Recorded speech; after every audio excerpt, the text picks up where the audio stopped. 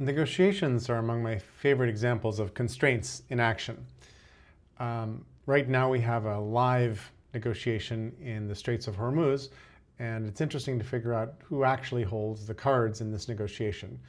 So I'd like to go back and remember some figures out of history that are actually surprisingly relevant here.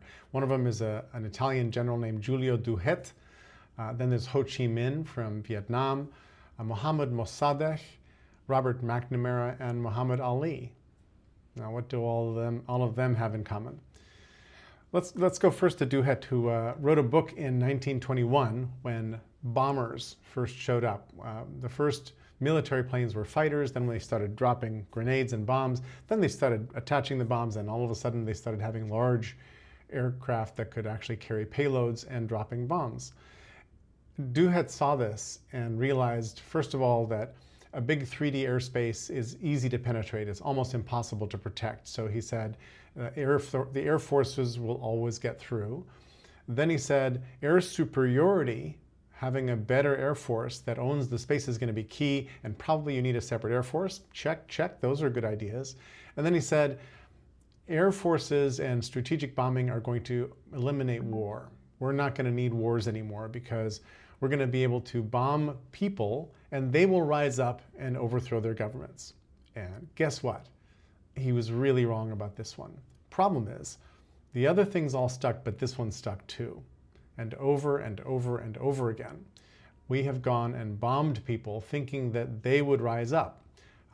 In the Vietnam War, the US dropped 7.5 million tons of ordnance just on Vietnam during the course of the Vietnam War.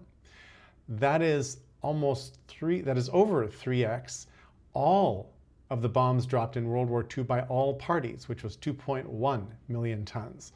That's crazy. That's crazy. But did the North Vietnamese at the time rise up and say, we give up, we're going to overthrow Ho Chi Minh? No, they actually huddled together and became more resilient and played rope-a-dope, which is a reason I'm mentioning Ali, Muhammad Ali, and I'll get back to rope-a-dope in a second. So the people don't rise. This, in fact, is called the Douhet myth, and it is evergreen because when Trump decides to take Bibi Netanyahu's advice and go ahead and join forces and try to bomb the hell out of Iran and knock out all their facilities and so forth, he's counting on this effect that never materializes. And ought to know better, his military ought to know better, apparently they don't. We also tried to demoralize the Japanese people during World War II. You may remember that we firebombed some 50 plus cities to more than 70% destruction, some cities to 95% of all buildings destroyed. And Robert McNamara helped Curtis LeMay map those raids. And in the documentary, The Fog of War, before he died, McNamara said, hey, LeMay said, had we lost World War II, we probably would have been put in jail for war crimes. And I agree, said he. So McNamara knew that bombing the population was actually a war crime. And Japan didn't rise up and give up because we firebombed all their cities. They huddled down and said, boy, these people are evil from somewhere else. What does appear to work is a rope-a-dope strategy. Rope-a-dope was the name that Muhammad Ali gave, training himself to take blows. And he would just hunch against the ropes and then let Frazier and others knock themselves silly to the point where they had exhausted most of their muscles. And then he would sort of come back in and win fights because he was older and not as young as he once was, so he could take a beating. And guess what Vietnam did? Vietnam figured out they could take a beating, and that's what they did. They hunkered down and thought, well, we can outlast the Americans. And they had to. They had almost no other assets to work with. A beautiful negotiation story that's an example of this. It's one of my favorite negotiation stories anywhere. In 1973, after Operation Linebacker, which was our second major monster bombing campaign against Vietnam, peace negotiations started in Paris. So delegations showed up, and Kissinger and his team went and checked into their hotel. The North Vietnamese delegation rented a house, like a 6-bedroom house. They then occupied the house, and famously, for the next 5 months or so, all the negotiations were about the size and shape of the negotiating table and who was going to get to sit where. And the Vietnamese knew they could take the punches, they could take as long as they wanted, because they were watching American media and how America was melting on the streets because of the unfairness of the Vietnam War, the injustices that were just clear in the Vietnam War. So it's one of my favorite sort of rope-a-dope stories anywhere.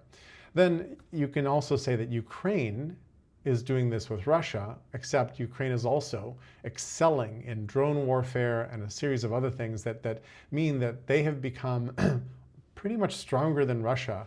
Russia just has more resources and more people, so it can absorb more damage. But I don't think Russia is playing a rope-a-dope strategy. Russia is rapidly running out of resources. One of the problems with Hormuz is that it's a choke point.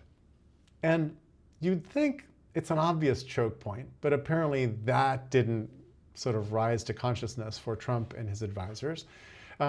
It's a little bit similar to the Latin American debt crisis way back in the 70s or 80s, where a whole bunch of banks had made a lot of loans into Latin America. They had gone in and made business loans, small business loans, big business loans, retail loans, other loans, which they thought was a balanced and healthy portfolio of loans into South America, until the countries needed to constrain their foreign exchange losses, and they basically restricted foreign exchange, turning all those loans into a couple really big loans that were defaulting.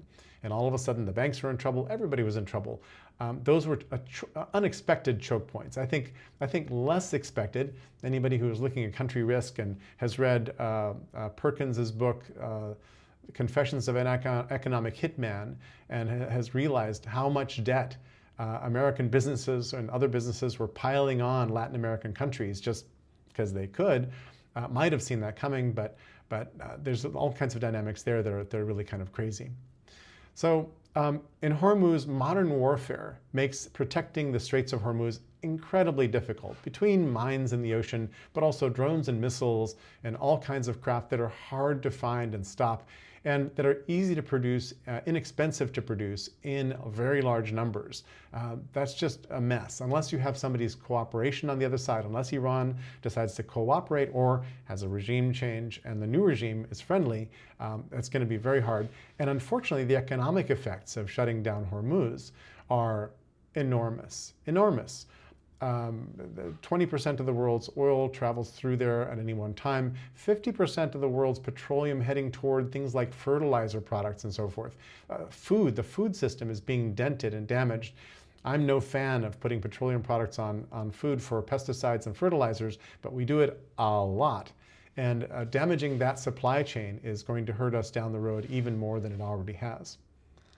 Then finally, a lot of these wars are completely avoidable. The situation in Iran is avoidable. The situation in the Vietnam War was completely avoidable. In fact, Ho Chi Minh, the very famous leader of North Vietnam, who died in '69, he approached Woodrow Wilson at the end of World War I and sending a letter saying, hey, President Wilson, I have here a draft Constitution for Democratic Republic of Vietnam. Please help me get rid of our French occupiers. Well, the French were our allies, so we didn't even reply to Ho Chi Minh. Guess what? End of World War II, Ho Chi Minh writes Truman roughly the same thing. I was in Ho Chi Minh City once and went to the Museum of the American War and found under glass a document that I think is the Constitution that Ho Chi Minh was working on. And Truman did not like Ho Chi Minh. FDR was a Ho Chi Minh fan, and except FDR died just before the war ended. So he writes Truman. Truman doesn't reply. There's a whole bunch of other things like that. But the Vietnam War, instead what happens is the US comes in and tells the French, hey, hold my beer, we'll take your place. We tap in and get our asses kicked, despite our best efforts and our most expensive technology and all the military and all the things we know happened in the Vietnam War. So it was unnecessary to fight. And then the CIA overthrew Mohammad Mossadegh in 1953 in Operation Ajax. He had been elected by popular vote in Iran. And the sin he committed against us, I guess, was he nationalized the Anglo-Persian Petroleum Company, which is the precursor to British Petroleum, or BP. But he thought that the oil assets in Iran maybe ought to belong to Iranians. And we didn't think so, so we overthrew him. And we've done this in lots of different places. We were cozy with the British at this point, so we did it sort of with them and for them. But as you know, from OPEC later and a whole bunch of other ventures, we have plenty of oil companies ourselves. So we overthrew the democratically elected Mossadegh, and we put in his place the Shah of Iran.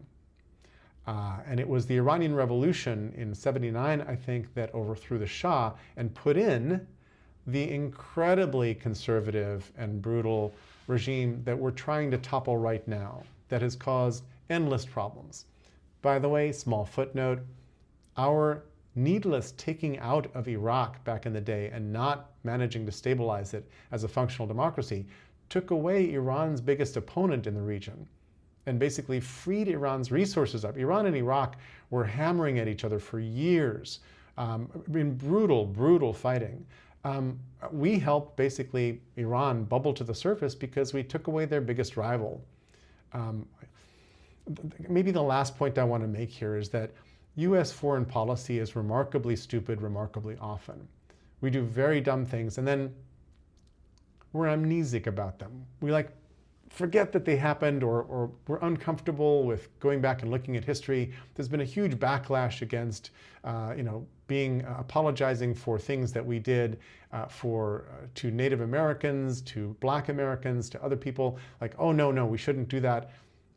Really, when you ignore history, when you don't try to process it, it always comes back and bites you in the ass. And it seems like it's been doing it over and over and over. We don't get a lot wiser. And right now, the Straits of Hormuz are still closed, despite attempts at negotiation, despite bombing runs, despite who knows what else is going on back there. And I don't hold a lot of hope, because from the lessons of the Vietnamese delegation in the Paris Peace Accords, Iran can sit and wait, and the waiting will hurt them, but it's going to hurt everybody else a whole lot more. A whole lot more. And that's where we are right now.